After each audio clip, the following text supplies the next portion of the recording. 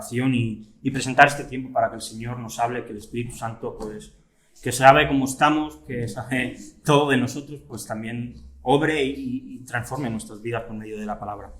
Señor, gracias porque tú estás aquí con nosotros como siempre y nos acompañas cada día. Y gracias porque tu palabra es viva y es eficaz y penetra hasta lo profundo de nuestra alma y de nuestro espíritu y transforma nuestro interior, dándonos esperanza, exhortándonos, llamándonos la atención, dándonos fuerza, Señor. Y queremos que en esta mañana tu palabra sea eficaz en nuestra vida, que tú nos hables a nuestros corazones, que sirva para que tomemos fuerza, para que tomemos impulso, para que retomemos quizá cosas que hayamos podido dejar de lado y que sobre todo tú te glorifiques. Señor, esto es lo más importante y lo que más queremos, que en medio de esta predicación tú seas el protagonista y tú seas el centro. Amén. Amén. Creo que los que llevamos ya muchos años viviendo pues, en el cristianismo, la fe en Jesús, podríamos contar y explicar situaciones en las que quizá no hemos entendido la manera de actuar de Dios, en la que quizá nos hemos podido sentir desilusionados con Dios por la manera en que Él ha hecho las cosas, o quizá esperábamos otras cosas diferentes de Él. Es posible que incluso en algún momento de nuestro caminar como hijos de Dios se nos haya pasado por la mente el abandonar este camino y pensar que esto realmente no tiene sentido y que aquel llamamiento que recibimos pues, del Espíritu Santo pues, no valía la pena seguir. Pero si estamos aquí es porque el Señor pues, esas ideas nos las quitó. Y la verdad es que no sé cómo estás hoy. No sé si estás contento, si estás triste, si estás animado, si estás desanimado. No tengo una varita mágica para cambiar tus pensamientos y tu estado anímico y emocional en esta mañana. Pero espero que el texto en el que nos vamos a basar hoy, en el que vamos a profundizar, pueda ser un golpe de aire fresco si estás agobiado. Que pueda ser fuerzas si estás cansado. Que pueda ser esperanza si hoy estás desanimado, o que si estás fuerte sea un motivo más para seguir viviendo una vida cristiana victoriosa en todo lo que hagamos. Vamos a seguir con el libro de Hebreos, con aquella serie que empezamos y que titulé Jesús, la confirmación del nuevo pacto. Y si me queréis acompañar, vamos a ir al capítulo número 4 y leeremos los versículos del 14 al 16. Hebreos, capítulo 4, versículos del 14 al 16. Un texto conocido por todos, que yo creo que casi podríamos decir de memoria, y que espero que, como digo, esta mañana pueda ser de aliento para todos nosotros, también de exhortación, si así el Espíritu Santo lo quiere. Hebreos, capítulo número 4, versículos del 14 al 16. Dice, por tanto, teniendo un gran sumo sacerdote que traspasó los cielos, Jesús, el Hijo de Dios, retengamos nuestra profesión. Porque no tenemos un sumo sacerdote que no pueda compadecerse de nuestras debilidades, sino uno que fue tentado en todo según nuestra semejanza, pero sin pecado. Acerquémonos, pues, confiadamente al trono de la gracia, para alcanzar misericordia y hallar gracia para el oportuno socorro. Amén. Estamos ante unas palabras esperanzadoras, unas palabras en las que el centro y el protagonista es Jesús. Él es el centro de toda la Biblia y también de este texto. Hemos visto cómo en esta carta se nos ha presentado a Jesús como superior y mayor que los profetas. Se ha presentado a Jesús como mayor y superior que los ángeles. Se ha presentado también a Jesús que es mayor que Moisés. Y ahora, por medio de la figura del sumo sacerdote, el autor de Hebreos, 4 del 14 al 16. Y ahora, por medio de este texto, se nos va a presentar a Jesús como mayor que Aarón, como mayor que el sumo sacerdote quizá más importante de toda la historia de Israel. Y me gustaría que veamos 3 ideas en esta mañana. La primera, que veamos cómo Jesús se ha acercado. La segunda, que veamos cómo Jesús no ha fallado. Y por último, que veamos cómo Jesús nos lanza una invitación a todos los que estamos aquí. ¿Os apetece que nos adentremos? ¿Sí? Si no os apetece, nos vamos a tomar algo. ¿Sí? ¿Os apetece? Pues vamos a ello. Y si comenzamos a ver esta primera cuestión, la idea de que Jesús se ha acercado, nos encontramos con la primera parte del versículo 14. Dice, por tanto, teniendo un gran sumo sacerdote que traspasó los cielos, Jesús, el Hijo de Dios. Una vez más, en la carta el versículo comienza con por tanto. Llevamos 4 capítulos de la carta y por tanto ya ha aparecido 6 veces. Y aquí lo que el autor está queriendo expresar y lo que nos quiere advertir con esta locución adverbial es que todo lo que él está diciendo es un argumento que va todo junto. Que no podemos coger este texto y sacarlo de todo lo demás, porque acabaremos malinterpretándolo y haciendo ver cosas que el autor nos está queriendo decir. Estos 4 capítulos tienen un tema central. Jesús es superior a todo. Jesús es el gran protagonista. Y hace un par de semanas estuvimos viendo en el capítulo 4 cómo el autor hablaba acerca de disfrutar del reposo de Dios. Y no de un reposo futuro cuando el Señor venga y nos lleve en las nubes y estemos con Él en la eternidad, sino de un reposo actual, de poder disfrutar de la presencia de Dios, de la cual Jesús nos ha hecho llegar. Moisés falló en su misión de llevar a Israel a la tierra prometida, pero Jesús no ha fallado, Él nos ha llevado a nuestra tierra prometida ya, a poder disfrutar de la presencia de Dios hoy. Así que por tanto, va acompañado del motivo del anterior. Tenemos un gran sumo sacerdote para nosotros. Recordemos que esto lo están leyendo personas judías. Para nosotros quizá nos puede sonar un poco raro porque nosotros no tenemos sumo sacerdote. Pero ellos sí, el sumo sacerdote era una persona a la cual no se escogía por votación popular. No había una democracia en la cual se votaba quién iba a ser el sumo sacerdote. El sumo sacerdote tenía que ser un descendiente de Aarón, del hermano de Moisés. Y durante toda su vida llevaba su oficio. Es decir, el sumo sacerdote cuando se cansaba no abandonaba y decía, bueno, ahora ya lo dejo y que llegue otro. No. Dios lo llamaba, era descendiente de Aarón y su oficio duraba durante toda su vida. Su responsabilidad era muy grande. Se requería de él que fuese una persona santa, una persona pura, una persona que se cuidara de no hacer el mal. También llevaba a cabo tareas médicas. Cuando alguien tenía lepra o algo así, él era el que lo examinaba, el que lo mandaba fuera del campamento en el caso de que realmente estuviese contaminado o le permitía que estuviese. Si él hacía algo malo, si él pecaba, las consecuencias no solamente eran para él. Todo el pueblo se veía afectado por el pecado del sumo sacerdote. Así que su responsabilidad era realmente grande. Si él fallaba, es como si todo el pueblo hubiese fallado. Y aunque es verdad que él hacía tareas como hacían el resto de sacerdotes, él tenía una tarea especial. En el día de la expiación, una vez al año, él entraba al lugar santísimo, donde estaba la misma presencia de Dios, para ofrecer un sacrificio de perdón por los pecados de todo el pueblo. Cuando el sumo sacerdote moría, Israel cerraba una etapa en su historia y empezaba otra con el siguiente sumo sacerdote. Así que, es verdad, el sumo sacerdote terrenal tenía un tiempo limitado, los años que viviese, pero en nuestro caso tenemos un gran sumo sacerdote que ha atravesado los cielos, Jesús, el Hijo de Dios. Nuestro sumo sacerdote es mayor que Aarón y es mayor que cualquier otro, porque no entra una vez a la presencia de Dios al año. Él está perpetuamente en la presencia de Dios, porque ha atravesado los cielos y está sentado a la diestra del trono del Padre, diariamente, intercediendo por nosotros. Jesús no es importante porque Él sea un sumo sacerdote. Jesús es importante porque Él es el Hijo de Dios. Este es su mayor nombre, su mayor oficio. Y en la muerte y en la resurrección, Jesús atraviesa los cielos para ir a la presencia de Dios como un cordero perfecto, inmaculado, y ofrecerse como un sacrificio agradable a Dios, que ni tú ni yo podíamos ofrecer. Mientras que el sumo sacerdote atravesaba el velo para entrar al lugar santísimo, cuando Jesús muere el velo se rasga y Él atraviesa los cielos para ir directamente a la presencia de Dios. Atraviesa el cielo que separaba al mundo caído del Dios Santo, para que el mundo caído ahora se pueda acercar a Él. Y esto es maravilloso, esto es algo genial. Jesús se ha acercado, Jesús ha atravesado los cielos. Él es nuestro sumo sacerdote.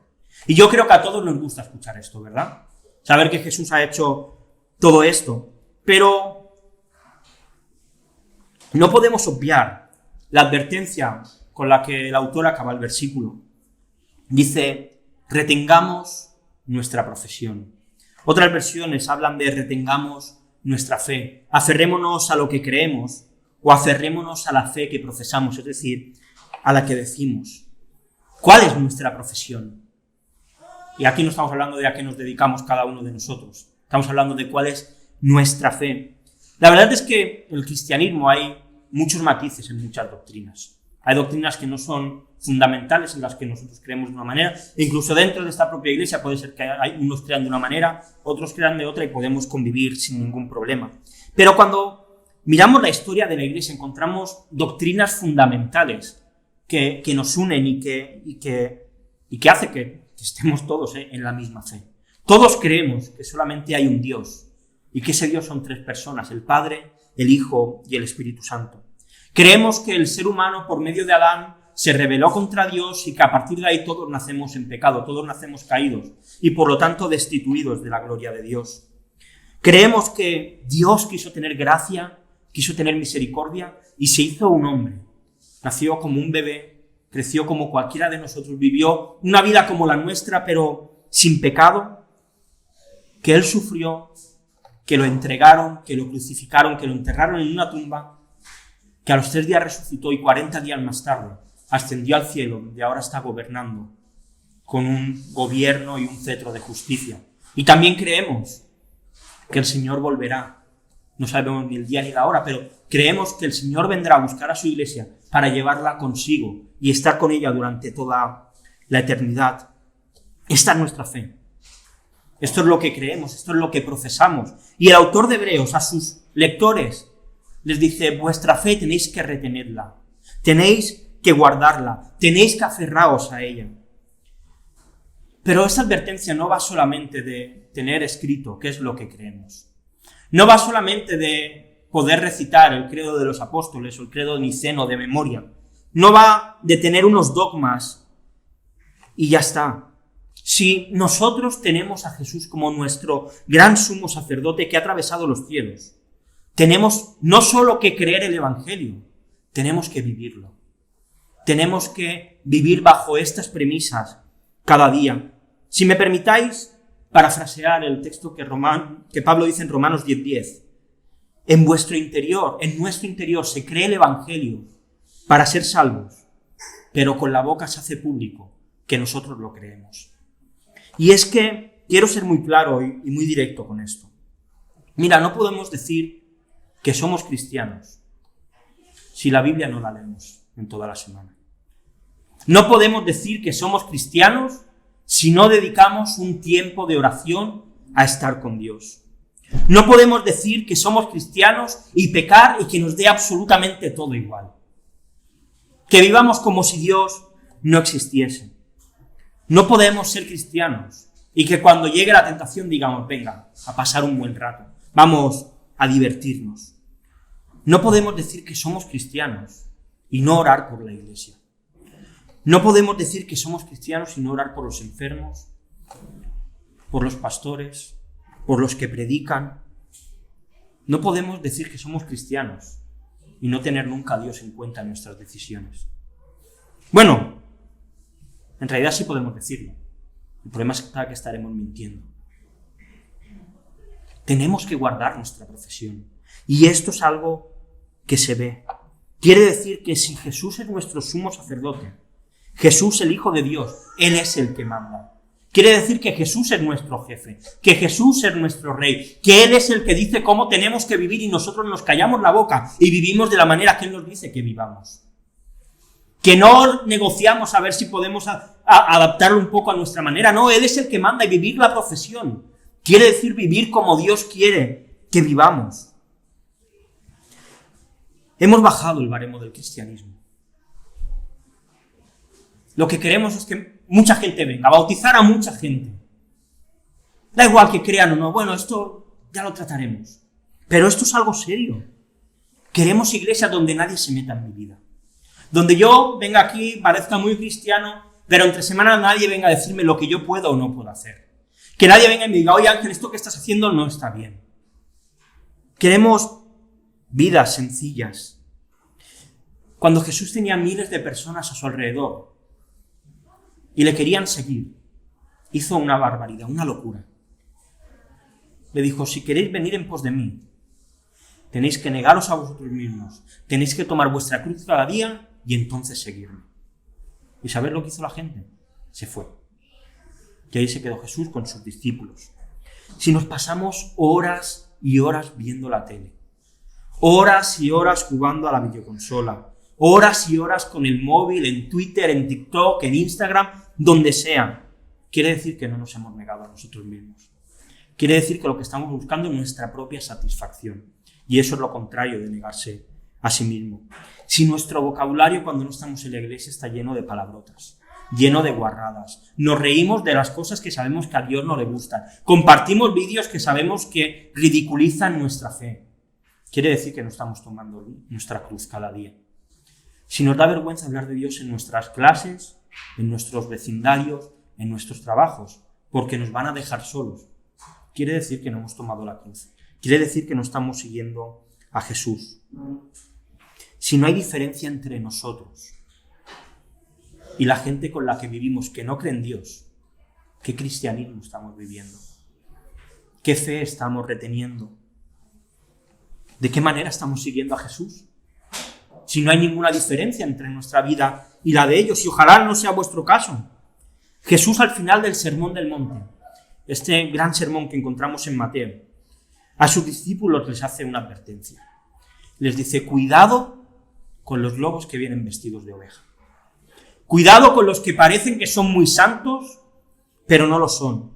Y los compara con árboles. Y les dice, mira, un árbol bueno siempre va a dar buenos frutos. Y un árbol malo siempre va a dar malos frutos. Y ahora yo te pregunto, ¿cuál es el fruto que tú estás dando? ¿Estás dando un buen fruto o estás dando un mal fruto? Me encanta nuestra iglesia. Una iglesia pequeñita.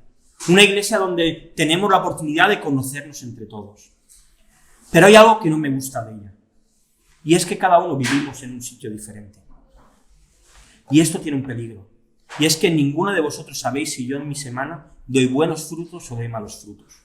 Ninguno de vosotros sabéis si yo soy una oveja de verdad o soy un lobo disfrazado de oveja. Si me preguntáis a mí, os voy a decir que soy un buen árbol. Por supuesto.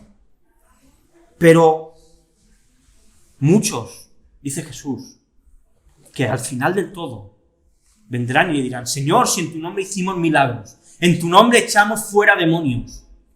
Y Jesús le dirá, apartaos de mí, hacedores de maldad, porque yo no os he conocido nunca. No tengo ni idea de quiénes sois. Es fácil conocer a Jesús. La pregunta es si Jesús te conoce a ti. ¿Sabe Jesús quién eres? ¿O te conoce porque de vez en cuando le dices alguna cosa? ¿Sabe Jesús quiénes somos cada uno? ¿Tu sumo sacerdote te conoce? ¿Sabe quién eres? ¿Ha hecho una ofrenda por tu pecado? ¿O en cambio estamos viviendo vidas que no glorifican a Dios de ninguna manera? ¿Vamos con la bandera del reino de los cielos allá donde vamos?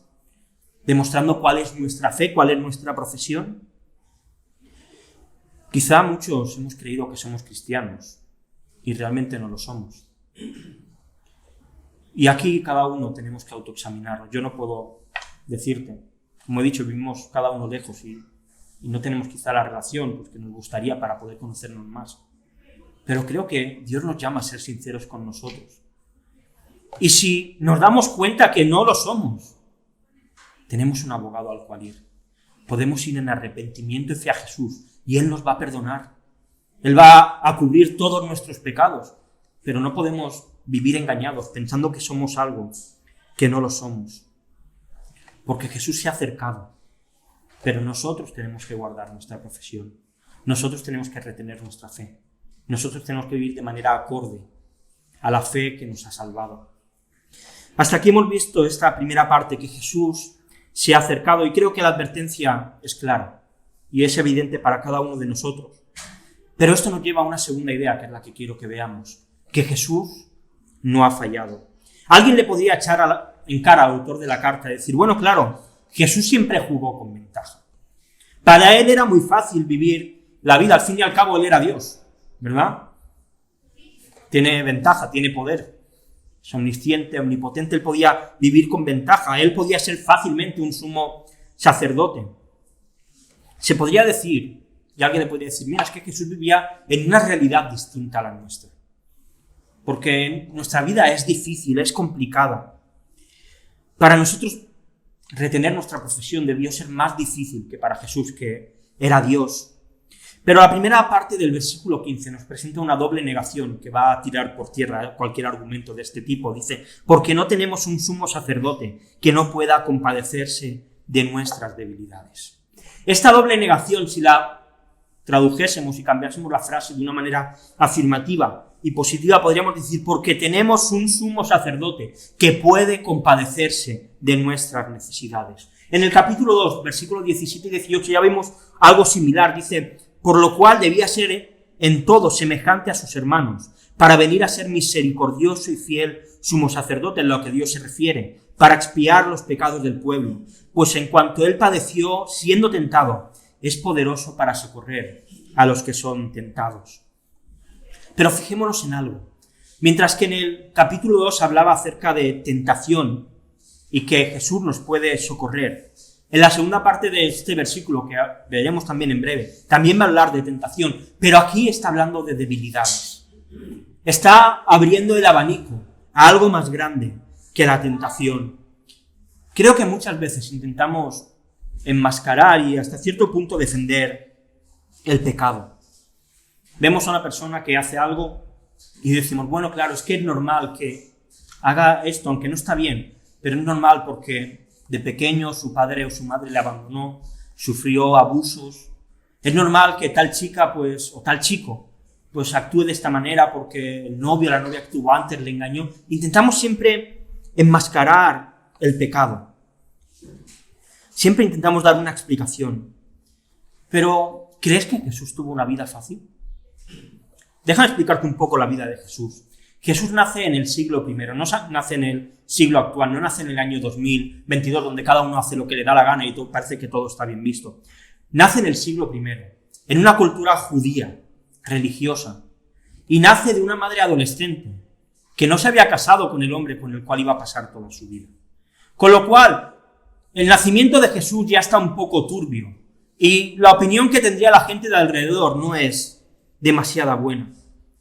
Jesús crece, y aunque no sabemos cuándo, pierde a su padre siendo joven. Pierde a la figura paterna que le tenía que enseñar cómo debía cuidar a su casa. Le desprecian por ser de donde es. ¿Acaso de Nazaret puede salir algo bueno? Su propia familia le toman por loco y le van a buscar para llevárselo.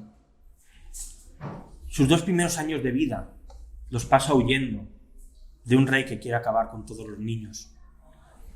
Nace en un pesebre, a la intemperie. No nace en una habitación privada de un hospital donde había un montón de comadronas que iban a ayudarle. No.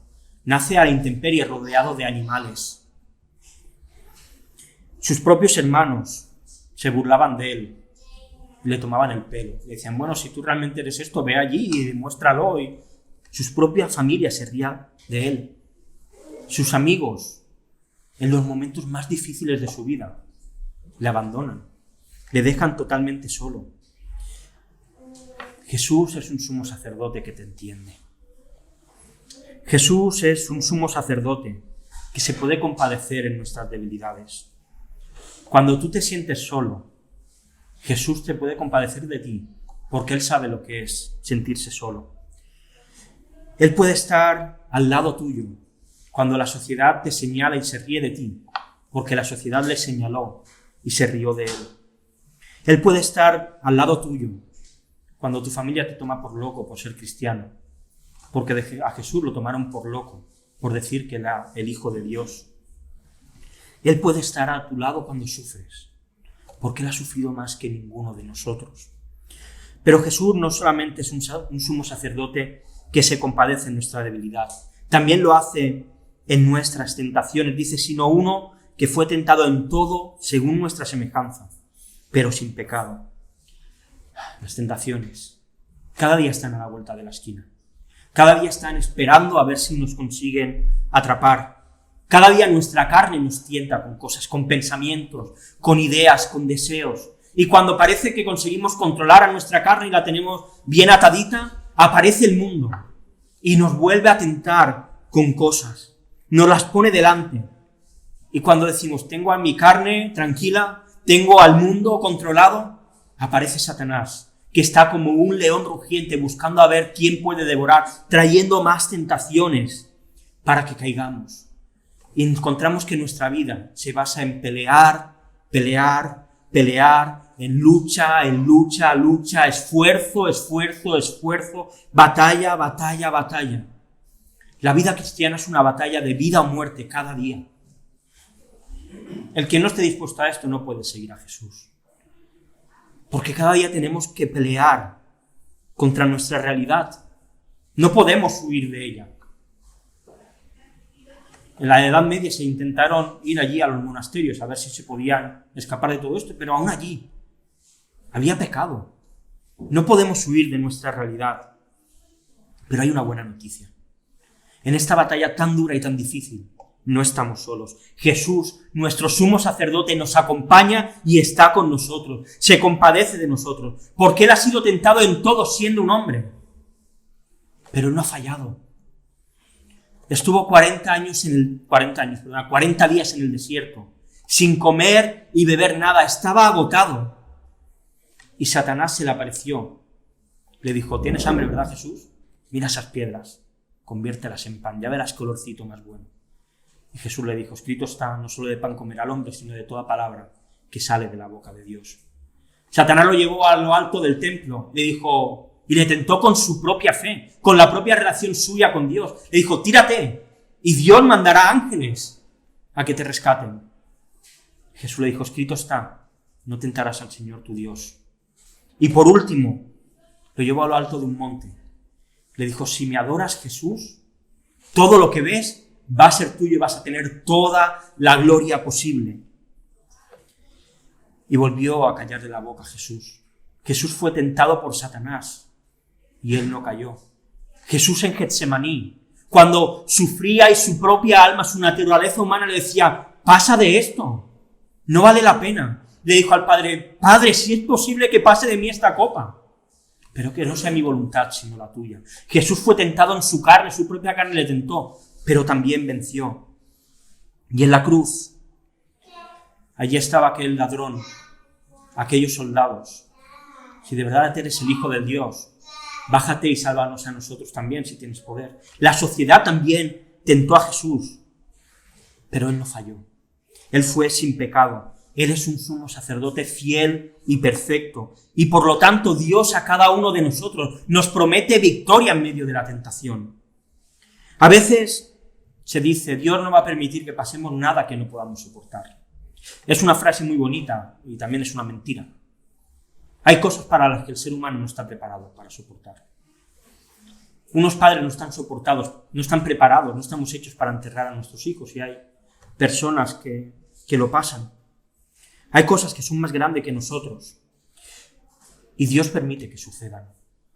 Pero lo que sí que es verdad, y lo dice Pablo en 1 Corintios 10:13, que no hay ninguna tentación que nos vaya a venir que no sea humana. Mirad, dice, no os ha sobrevenido ninguna tentación que no sea humana, pero fiel es Dios, que no os dejará ser tentados más de lo que podéis resistir, sino que dará también juntamente con la tentación la salida, para que podáis soportar. Jesús no nos ofrece acompañarnos en nuestras tentaciones desde una posición de derrota.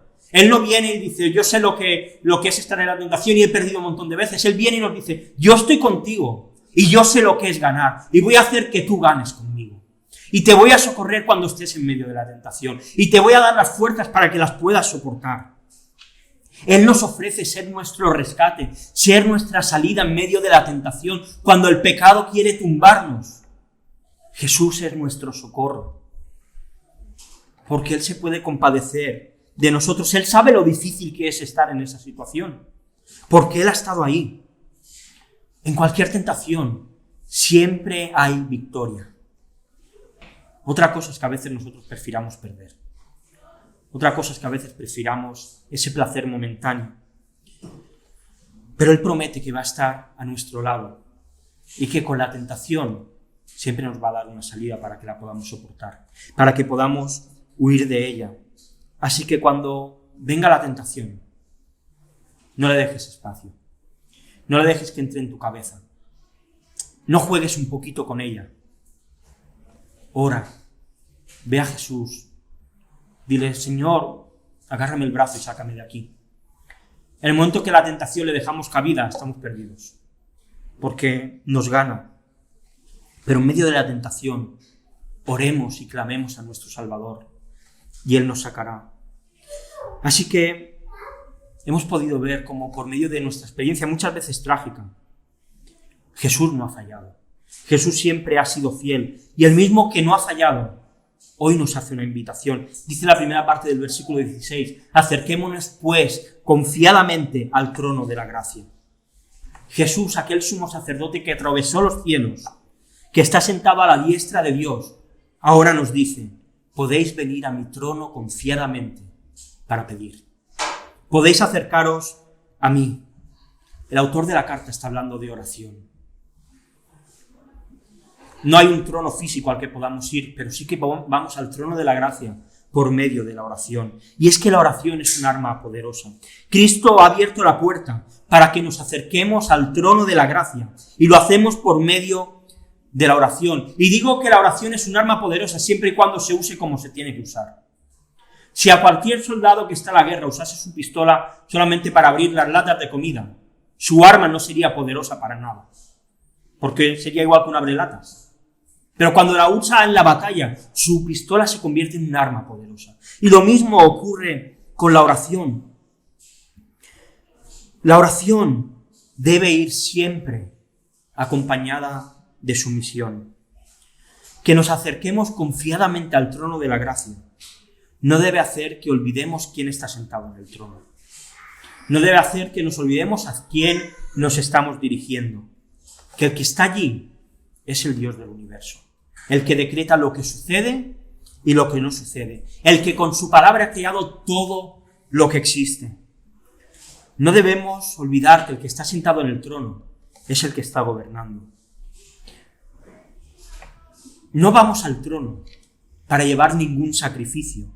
El sacrificio ya lo llevó Jesús. Nosotros vamos a por gracia. Vamos a recibir lo que no merecemos. Y tenemos que hacerlo con sinceridad y con transparencia. Charles Spurgeon, el conocido predicador de siglos atrás, en uno de sus libros llamado El poder de la oración en la vida del creyente, escribe lo siguiente. Dice, Dios no juzga severamente el clamor de sus hijos.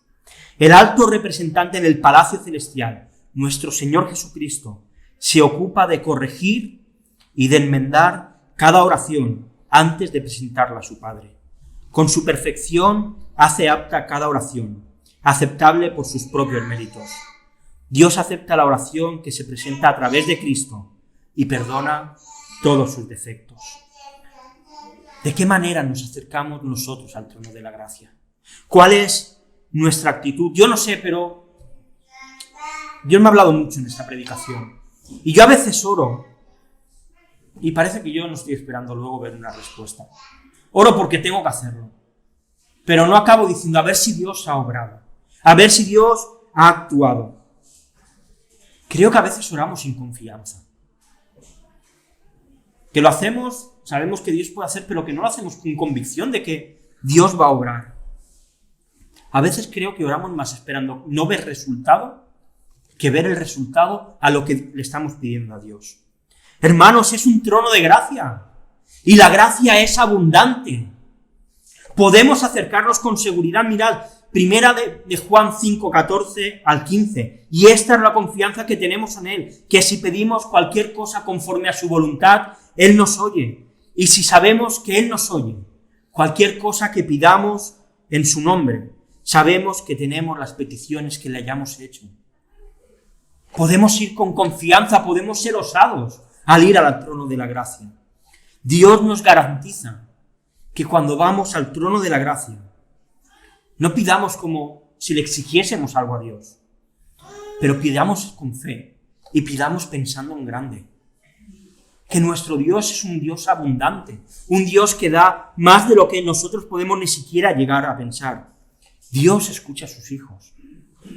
Incluso cuando pedimos mal, Jesús se encarga de corregir nuestras oraciones para que lleguen de la manera adecuada al trono de la gracia. Así que ven confiado al trono de la gracia porque Dios nos oye. Pero si la invitación es clara y atractiva, ¿para qué acercarnos al trono de la gracia? Quizá esta es la gran pregunta y el autor nos da la respuesta. Para alcanzar misericordia y hallar oportuno socorro. Y hallar gracia para el oportuno socorro. La misericordia está preparada para aquellos pecadores miserables a los cuales Dios quiere tener compasión hacia ellos. La gracia es el regalo que no se merece, pero que aún así se nos da y se nos otorga. Y todo esto ante el trono de Dios, ante el trono de la gracia. Y el trono lo que habla es de soberanía, habla de decisión. La soberanía habla de hacer las cosas a la manera de Dios y en el tiempo de Dios. El trono de la gracia, lamentablemente, aunque nos gustaría, no siempre es un lugar de respuesta inmediata. No es un lugar en el cual vamos y siempre tenemos lo que nosotros queremos. Ni siquiera es un lugar donde siempre hay una respuesta. Dice el texto que hay un oportuno socorro. Que la respuesta llega cuando tiene que llegar. Porque el que está sentado es el soberano. Ir al trono de la gracia es ir a un lugar donde vamos a obtener respuesta, donde vamos a tener misericordia y gracia en medio de la tentación, donde Dios nos va a ofrecer una salida en medio de nuestras debilidades. Pero a veces no vamos a encontrar la solución que esperamos. A veces Dios no va a responder de la manera y de la expectativa que nosotros tenemos, pero sí que hallaremos consuelo.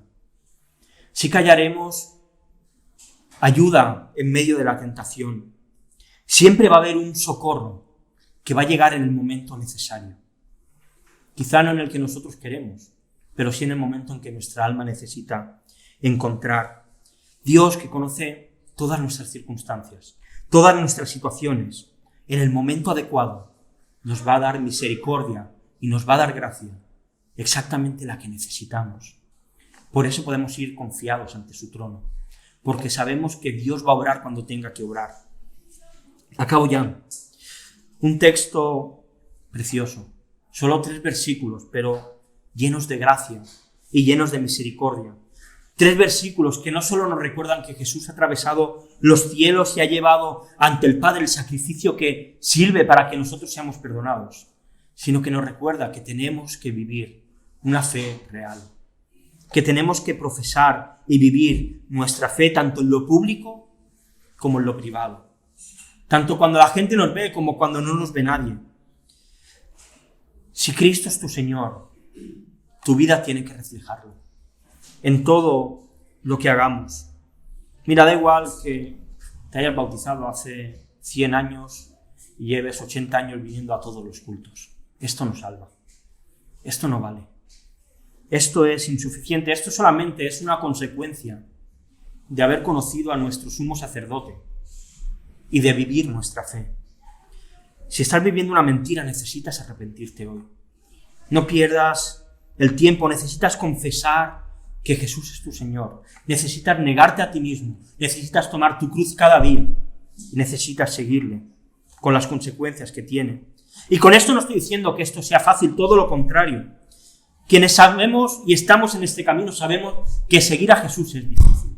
Que seguir a Jesús es costoso, que nuestra lucha contra nuestra carne, contra Satanás y contra el mundo es algo duro, es algo complicado, que vivimos en una batalla a vida o muerte, pero no estamos solos, porque Jesús sabe lo que es sentirse débil, Jesús sabe lo que es ser tentado, Jesús sabe lo que es permanecer sin pecar, lo sabe porque Él nunca pecó, así que Él se puede compadecer de nosotros cuando fallamos, Él puede entendernos cuando nos sentimos mal por haber pecado. Y Él siempre nos demuestra gracia y compasión. Y nos abre y nos lanza una invitación. La invitación de ir al trono del Dios Todopoderoso. Al trono al cual podemos ir como somos. Y podemos ser osados, ser atrevidos en nuestras oraciones. Nos permite acercarnos con nuestros problemas, con nuestras enfermedades. Y nos permite ir confiados porque Dios va a derramar gracia y misericordia en el momento oportuno. Nos permite saber que Dios nos va a contestar. Nos permite saber que en la tentación Dios nos va a dar una salida para que podamos soportar. Que en la debilidad Él nos va a fortalecer, que podemos ir seguros porque Dios nos escucha siempre y que la gracia de Dios es una gracia abundante, que el Dios de gracia es un Dios de amor y que aunque estemos destrozados, Él siempre nos restaura, que podemos ser atrevidos porque Jesús ya ha conseguido nuestra salvación. Acércate hoy al trono de la gracia. Si necesitas reconciliación, donde hubo mucho pecado, ha habido mucha gracia para cubrirlo. No hay nada tan malo que hayas podido hacer como para que Dios no te pueda perdonar. La gracia de Dios es abundante. Si estás enfermo, ve al trono de la gracia. Nuestros hermanos enfermos que no están hoy, vamos a llevarlos al trono de la gracia para que encuentren la gracia y la misericordia que necesitan donde estén. Jesús se compadece en nuestra debilidad, así que si estás luchando, ve al trono de la gracia. Estés como estés, no dejes tu boca cerrada hoy. Alaba a Dios, bendícele y acércate al trono de la gracia, porque allí hay gracia y misericordia para el oportuno socorro que cada uno necesitamos. Vamos a orar. Señor, gracias por haber traspasado el cielo. Gracias por haber llegado, Señor, a ofrecer un sacrificio válido por nosotros y ayúdanos a vivir vidas de fe reales. Señor, a no vivir un simple nominalismo cristiano en el que tenemos unos dogmas y una filosofía de vida y ya está. Queremos vivir vidas reales, Señor, vidas que se entregan a ti, que vivimos negándonos a nosotros mismos y tomando la cruz cada día y siguiéndote. Ayúdanos a vivir cristianismo real, que impacte esta sociedad, Señor. Y gracias porque tú te compadeces de nosotros. Gracias porque en la tentación tú nos acompañas. Gracias porque en nuestra debilidad tú sabes cómo nos sentimos y nos animas. Y gracias por haber abierto el trono de la gracia. Gracias por tener gracia y misericordia. Gracias, Padre, por escucharnos cuando oramos. Gracias porque podemos ir ante ti con nuestras necesidades y sabemos que tú nos escuchas. Y en esta mañana te presentamos, Señor, a todos los que están enfermos. Tú ves cuántos durante esta semana han caído en enfermedad. Señor, ten misericordia de ellos. Ten gracia, derrámala en esta mañana para que podamos ver cómo tu poder es real y cómo tú obras maravillas en medio nuestro. Glorifícate trayendo sanidad, trayendo salud. Y, Señor, glorifícate en todo lo que hagamos en esta mañana. Te bendecimos, te alabamos y te adoramos, Señor. Amén.